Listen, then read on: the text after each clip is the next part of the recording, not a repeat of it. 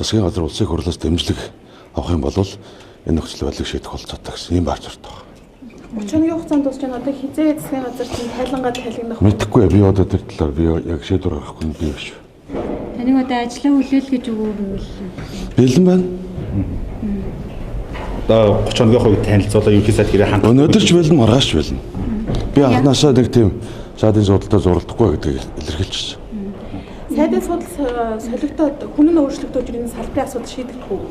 Мэдэхгүй би одоо ондоо хүний өмнөөс ярих нь утгагүй шүү дээ. 30 хоногийн хугацаанд ямар ажил хийж гүйцэтгэв вэ? За мэдээж энд 2025-аас 26 оны үеийн оргил ачаал дуусаагүй байна. Тийм үстэй. Энэ асуудлуудыг чангаруулад явж байна. За салбарын хувьд бол санхүү эдийн засгийн хувьд бол хөндөрсөн байгаа. Терапиг зах тухайд нь өөрчлөлт шинжилж чадаагүй шалтгаалаад хүндрэлтэй асуудлууд бий. Тийм учраас магадгүй төсвийн засгийн газар дэмжвэл төсвийн дутгал хийвэл улсын хурлд үнийг батлах юм бол энэ асуудал шийдэгдэх болов гэсэн юм байна. Шижрэг гишүүнд Орчхан сайд хоёрыг огцруулах нэг шаардлага засгийн газар хүргүүлсэн байна шүү дээ. Энэ талаар ерөнхий сайд таныг дуудаж юм уулзсан уу? Шижрэг гишүүнтэй уулзсан уу? Би шижрэг гишүүнтэй уулзаач яах вэ? Зөрөг хүч мэдээж энэ цахилгаан хязгаарласан иргэд бухимдалтай байх үеийг ашиглах нь зөв шүү дээ. Буруутгахгүй байгаа. Дахиж цахилгаан хязгаарлах бас л даа. Тэр болохоор зарим байршлуудад бас том тасарлаа гэдэг нь тайлбарласан. За яг тийм чадлын дутагталд ороод хязгаарласан зүйл байхгүй. Зүгээр цахилгаан дамжуулах агаарын шугам, хуваарлах байгууламжууд бас насжилт нь хэтэрсэн, 2 дахин хэтэрсэн.